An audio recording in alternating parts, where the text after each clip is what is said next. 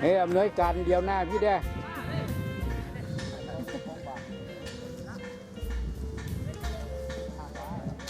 อันนี้แข่งขันกีฬาสาวหนุ่มอ่ะฮะสาวหนุ่มบ้านพระขาวฮะสิงขันในบ้าน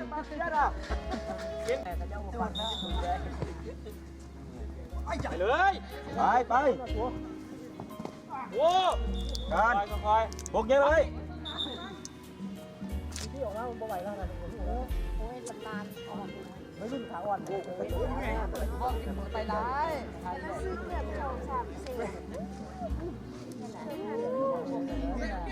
เจ้าต้องไว้บ้านที่บ้านยาวบางทีเป็นยาวบาง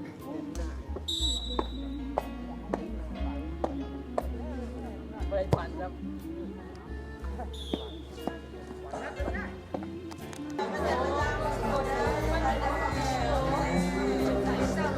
ไปพอแล้วจะได้เป็นเสื่อมเอาไอ้นี่จับไป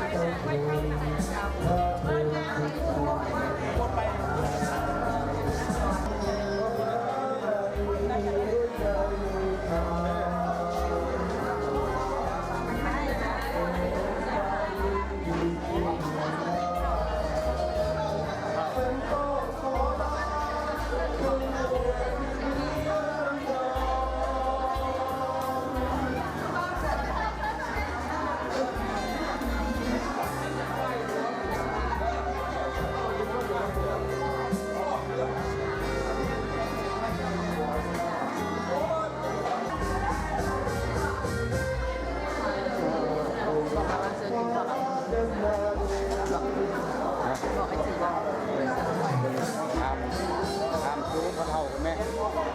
ไปถามนั่นดูถามประกันนะเชิญขึ้นเข้านะ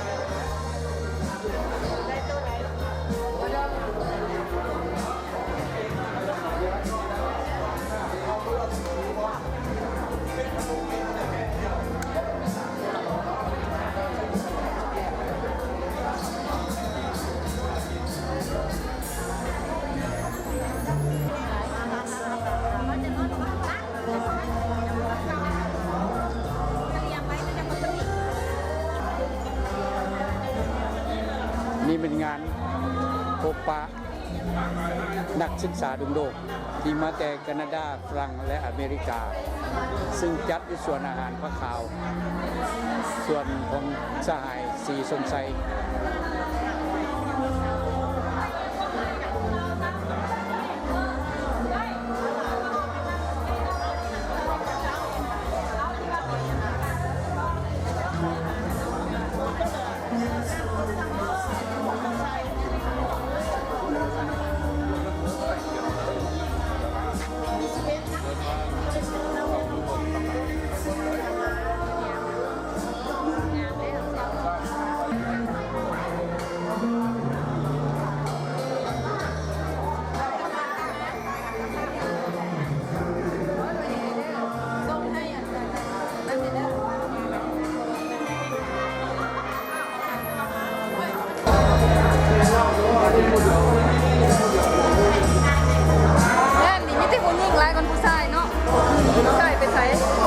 ได้บุมี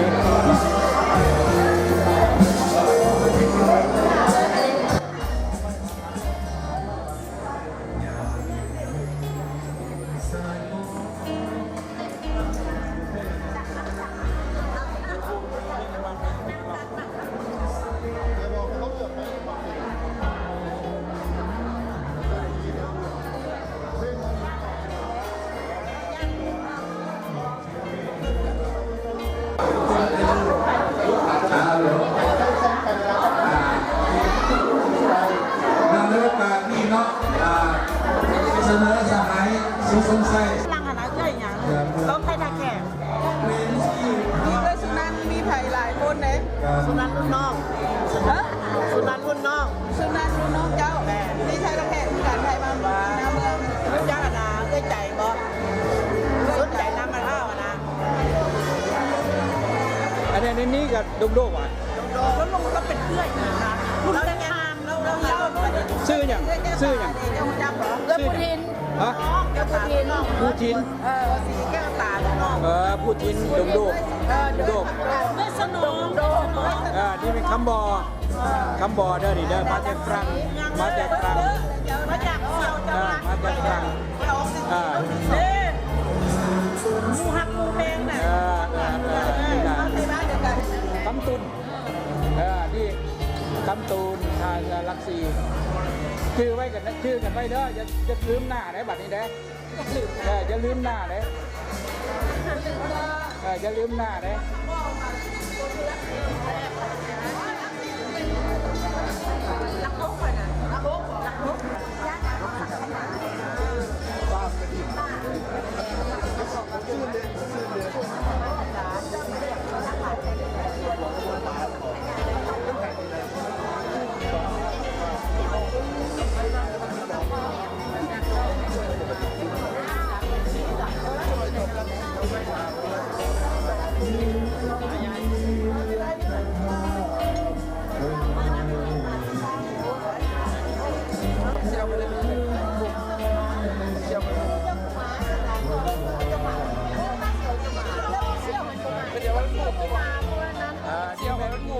เป็นสหายโฮมพ้นขัวจันทอนนั่นนี่นะสหายโฮมพ้นขัวสาวจันทอน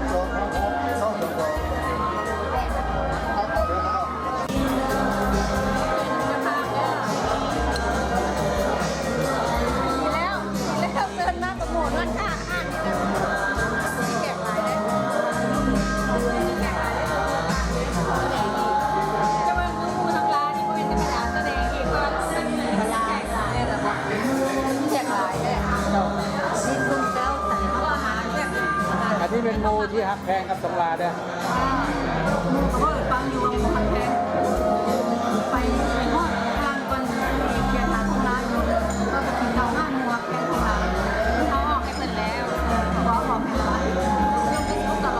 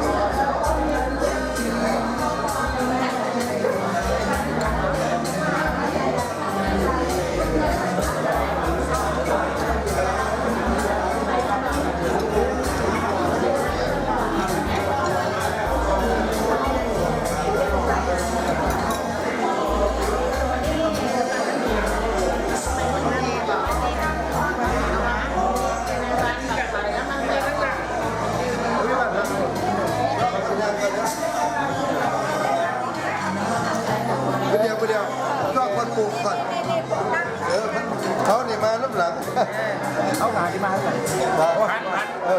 เห็ดจับแห้งๆคือแบบนี้ได้ไหมมึงรู้เขาจะเย็นแบบเดี๋ยวไปจับมือก่อน เห็นบ่เซียวมาน้ำหลังดีกว่ามาเลยไม่เห็นหน้าดีกว่ามาเลย ก็เดินแบบไหนนี้แบบว่าได้แห้งก็ได้แห้งได้ดูหลอกเอง มีอย่างต่อไปเบิ่งแย้งกันเด้อบัดนี้เด้อเห็นบ่ พูดมา เบิ่งแย้งกันเด้อ มันต้องมาเห็ดตัวกันใช้อะไรเห็นหน้ามาบอกกันพูดหน้าเองเม็ดเขาเนี่ยห้องมันแล้วตัวนี้มันมันนั่นพวกยืนเขาไปให้ ฮะโอ้สั่งไหมสั่งเอาตำบักหุ่งมาพุทธเดียวบักหุ่งเขาก็มีพุทธเห็นบ่เห็นบ่ว่าบักหุ่งเขาเป็นต้นเต้นเงินต้นเดียวจัดการให้เดียวจัดการให้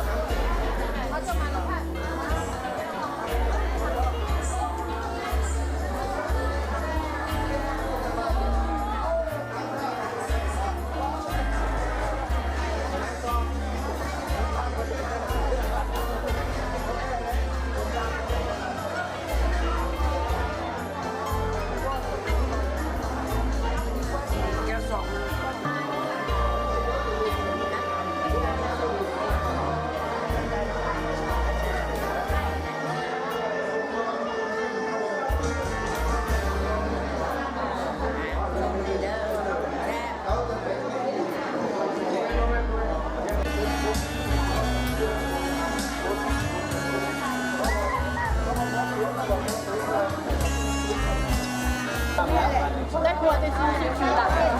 เอาเป็นอย่างไทยกันอ่ะ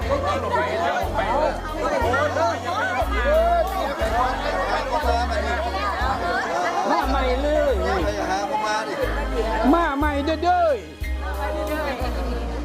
เมียก็ได้ปีสิบ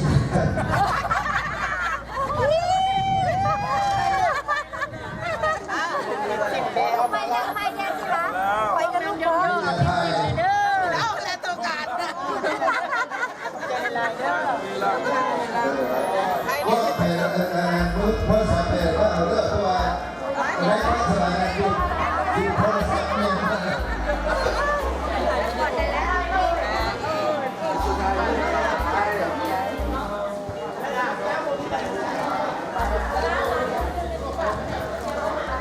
ส่วนของเฮียอยู่ดุดุเนาะนี่จะพูดของเราเราดุดุ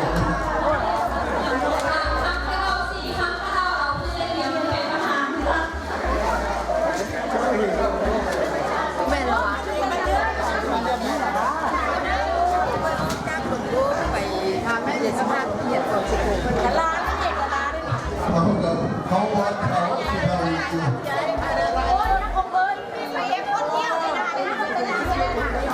ว่าไงมันเห็นแม่กันเท่าอะไรเชียวมันเห็นแม่กันเท่าอะไรเชียว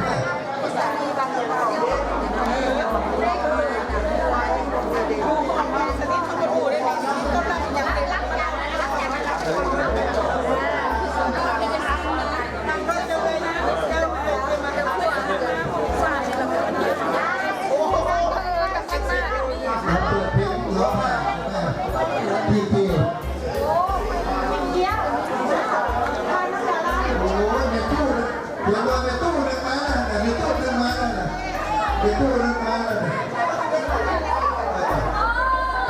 ว่าจะได้ทายพวกว่าแล้วเดี๋ยวตู้นั้น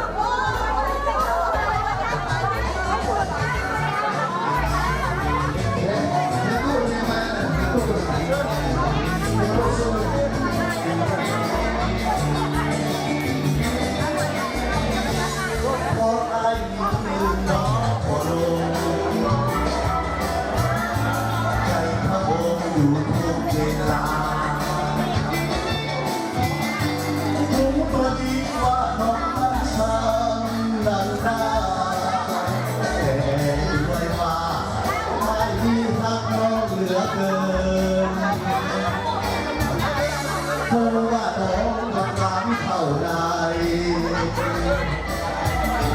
แต่หัวใจของอายยังเธอ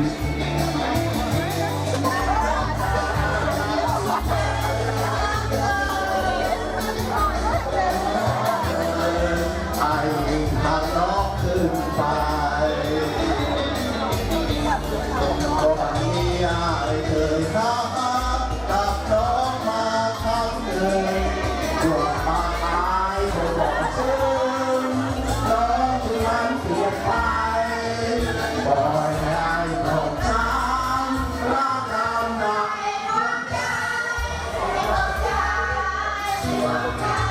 แต่อายที่ลืมเราทั่วโลก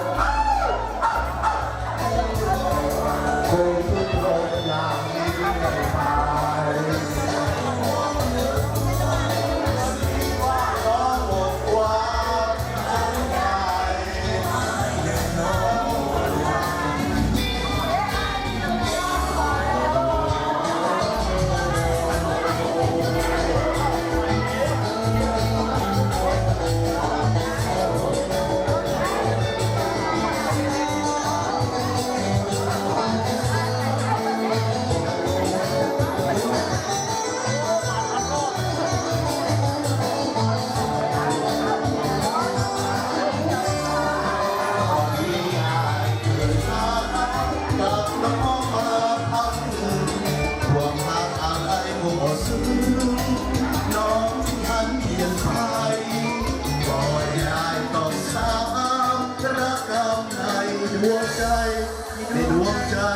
ในดวงใจ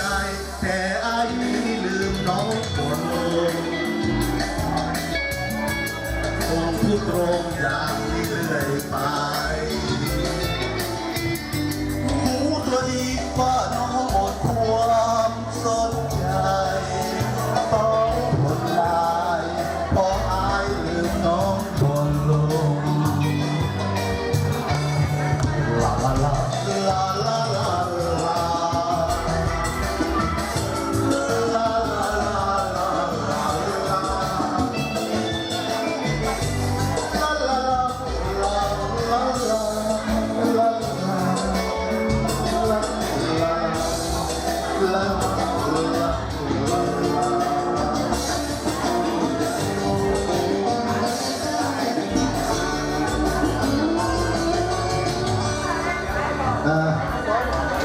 นั่นเป็นเพลงหนึ่งในอดีตเพลงย่องสโลงจะให้สมมติว่าจะไงแต่เมียเสียไปไหมให้แต่ตู้จำตู้เมียเสียไปแล้วมันเก็บเมื่อหรือที่ผู้ใหม่นะแต่ได้ร้องเพลงเรื่องเจ้าเดียวโอ้ยแค่ผมเลือกก็ได้โอ้โห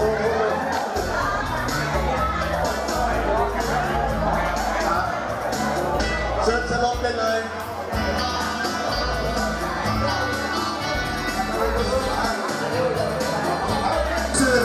เป็นตัวเสื้อไปเลยตรงหน้าถ้าห้อยปีหาบอลลืมจะเทิบตรงลงเพียงนางหาบอลลืมเสื่อใจนักเหมือนนักแก้วฮักบอลลืมสู่ดินฟ้าโลกสิ้นฮักบอลลืมบ่ทวินสิ้นจากน้ำฮักบ่ลืมขอไว้วอนบนเทวามาปกป้องดวง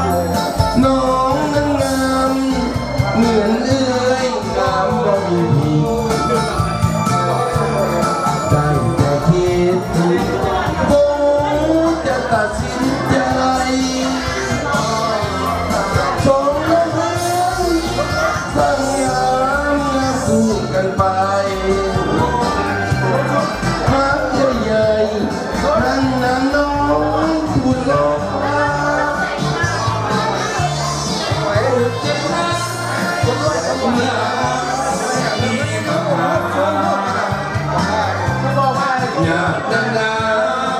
เพราะสองคนมันรักกันบนยุคโซ่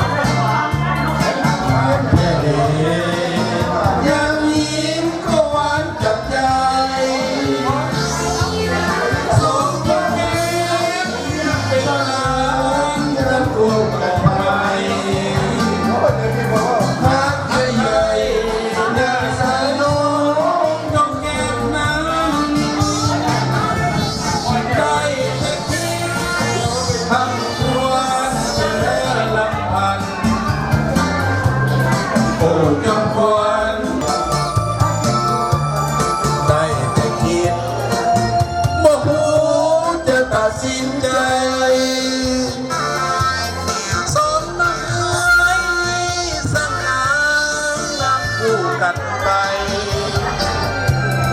พักเอ้ยใหญ่ยังนางน้องผู้โสภาอกใจรักกัน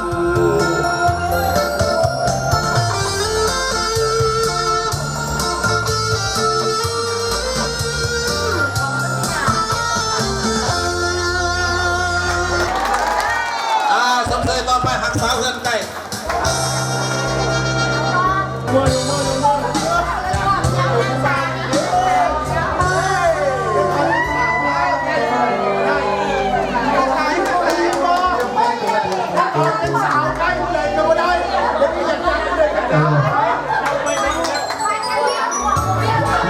มองยานี่มันเพื่อเชื่อกันตัวแรกมันได้พวกเดียวมันเกิดเสือกัน